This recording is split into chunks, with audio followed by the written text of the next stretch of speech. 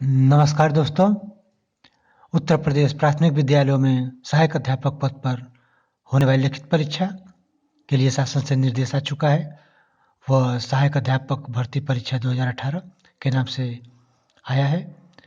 अब उसकी तैयारी के क्रम में आज हम आपको जो वीडियो आपके लिए लेकर उपस्थित है वह जीवन कौशल प्रबंधन एवं अभिवृद्धि से है और टॉपिक है शिक्षक की भूमिका।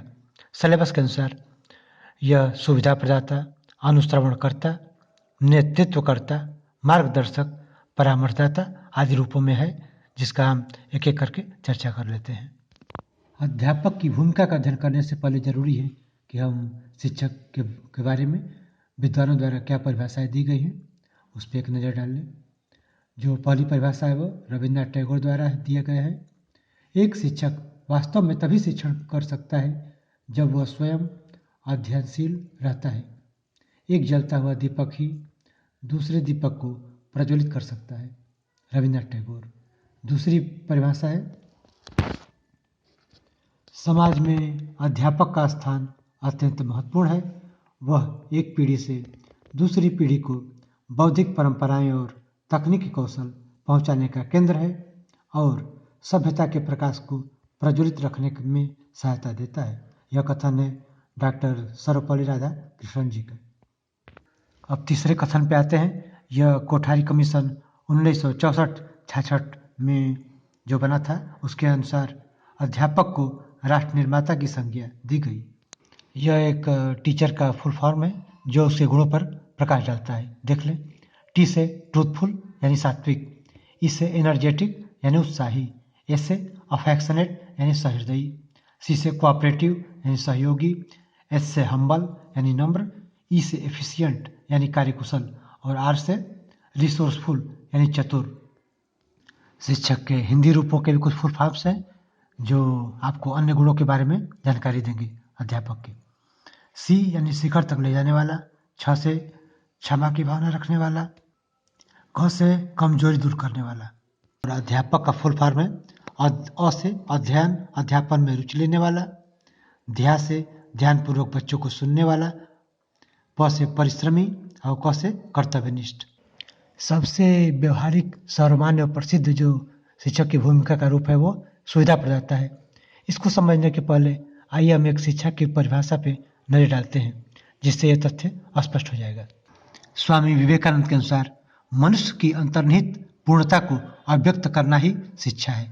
यानी कि स्वामी विवेकानंद जी मानते हैं कि बालक के अंदर सब सारी शक्तियाँ मौजूद हैं और अध्यापक का कार्य है उचित परिस्थिति देकर उसे बाहर निकालना।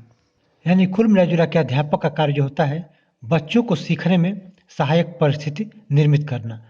यानी बच्चा खुद अपने कुछ करके सीखता है और वो सीखता जाता है, अध्यापक उसमें मदद करता है। तो सुविधा प्रदाता भूमिका के कुछ गुण हैं उस पर नजर डाल लें हम। अध्यापक के जो गुण होने चाहिए सुविधा प्रदाता के रूप में वो है, एक निर्देशक, एक अच्छा निर्देशक होता है जिसके निर्देशन में बालक सीखता है। दूसरा है सहयोगी, उसे सहयोग पूर्ण रवैया अपनाना चाहिए बालक के साथ ताकि वो और आसानी से सीख सके। तीसरा सहृदयी, बालक से प्रेम करने वाला होना चाहिए। चौथा है बाल मनोविज्ञानी, वो बाल के मन को जानता हो। और उसके बाद है कुशल, यानी वो अपने कार्य में कुशल हो और एक अच्छा नियोजक हो। अंतिम जो है एक अच्छा नियोजक होना चाहिए। पहले से उसे क्या करना, अध्यापक को अपना योजना बना लेना चाहिए। अब जो सुविधा प्रदाता वाले जो भूमिका का जो रूप है इसमें इसको पाने के लिए यानी हम कौन कौन से तरीके अपना सकते हैं ताकि सुविधा प्रदाता वाला रूप में अध्यापक अधिक कार्य कर सके अधिक कुशलता से। तो सबसे पहले जो होता है भयमुक्त वातावरण, जो शिक्षण का जो माहौल होना चाहिए भयमुक्त होना चाहिए। पूर्णता प्राकृतिक हो जिसमें कृत्रिमता कम हो, प्राकृतिक ज़्यादा हो ताकि बच्चा आसानी से सीख सके। तीसरा टीएलएम यानी शिक्षण सहायक सामग्री का अधिक से अधिक प्रयोग हो और शिक्षण विधि रुचिकर हो, करके सीखना और उचित पुनर्बलन मूल्यांकन आदि पर बल अधिक से अधिक बल दिया जाए ताकि बच्चा आसानी से सीख सके। उसके बाद का जो रूप है अनुश्रवण करता यानी मॉनिटरिंग करने वाला, यानी अध्यापक बच्चों पे उचित देखरेख और नियंत्रण या नज़र रखें। इसके लिए जो गुण आवश्यक है अध्यापक में वो निर्देशक, अच्छा निर्देशन दे सके बच्चों को, अनुशासन बनाए रखने वाला हो अच्छा नियोजक हो, वेल प्लानर हो और समयबद्ध पंक्चुअल टाइम का, आदर्शवादी भी हो।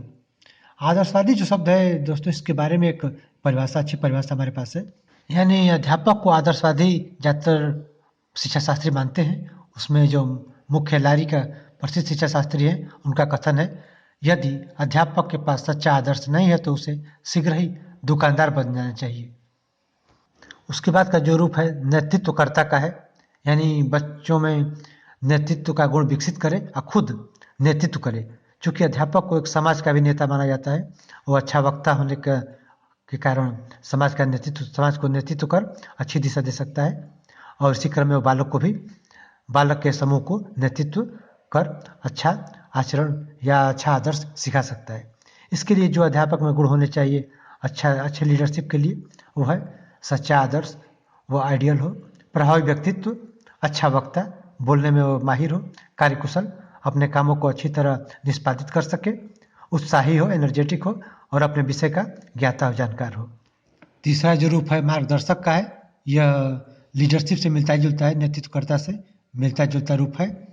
यानी कि बच्चे को उचित मार्ग दिखाना और उसे प्रेरित करना, ताकि प्रेरणा देना, ताकि वो अच्छा आगे चल कर अच्छा बालक बन सके। और इसके लिए जो गुण होने चाहिए वो सात्विक, अध्यापक सात्विक हो, सत्य के मार्ग पर चलने वाला हो, सन्मार्गी हो और आदर्शवादी हो, अपने विषय का ज्ञाता हो, उसका व्यक्तित्व काफ़ी प्रभावी हो और बोलने में निपुण हो, माहिर हो। इसमें आप देखेंगे बहुत से गुण हैं जो हर रूपों में लगभग मिलते जुलते हैं, तो ये आपको याद करने या समझने में आसानी रहेगी। और जो आखिरी रूप है वो परामर्शदाता का है, यानी काउंसलर। बच्चे को अध्यापक को जानना चाहिए, उसके बारे में समझना चाहिए, उससे बातचीत ऐसे करें कि बच्चा आपके सामने खुल के बोले, अपनी बातें रख सके और आप उसकी समस्या को समझते हुए कोई अच्छा समाधान बताएं। इसके लिए अध्यापक में जो आवश्यक गुण होने चाहिए वो है बाल मनोविज्ञानी। ये सबसे मुख्य गुण है कि अध्यापक बाल मनोविज्ञान का जानकार हो और सहृदयी, बच्चे से प्रेम रखने वाला हो, मिलनसार प्रवृत्ति वाला हो, बच्चे में रुचि लेने वाला हो और समस्या निवारण में सक्षम हो, जो समस्या आई उसको समाधान करने में सक्षम हो, वाग निपुण, यानी अपनी वाक्पटुता से प्रभावित करने वाला हो, ताकि बच्चा उसके सामने खुल सके और अपनी बातें रख सके। अब आते हैं एक्सरसाइज की तरफ। पहला प्रश्न है, कोठारी कमीशन 1964-66 में जो बना था वो अध्यापकों को किसकी संज्ञा दी गई? ये पीछे बताया गया है कि कोठारी कमीशन ने अध्यापकों को राष्ट्र निर्माता की संज्ञा दी थी। और दूसरा प्रश्न है, एक परिभाषा है, शिक्षक राष्ट्र की संस्कृति के चतुर्माली होते हैं, वे संस्कारों की जड़ों में खाद देते हैं और अपने श्रम से सींचकर उसे सशक्त बनाते हैं। यह कथन किसका है? तो यह कथन है महर्षि अरविंद घोष का। और तीसरा प्रश्न है, राष्ट्रीय अध्यापक शिक्षा परिषद की स्थापना कब हुई?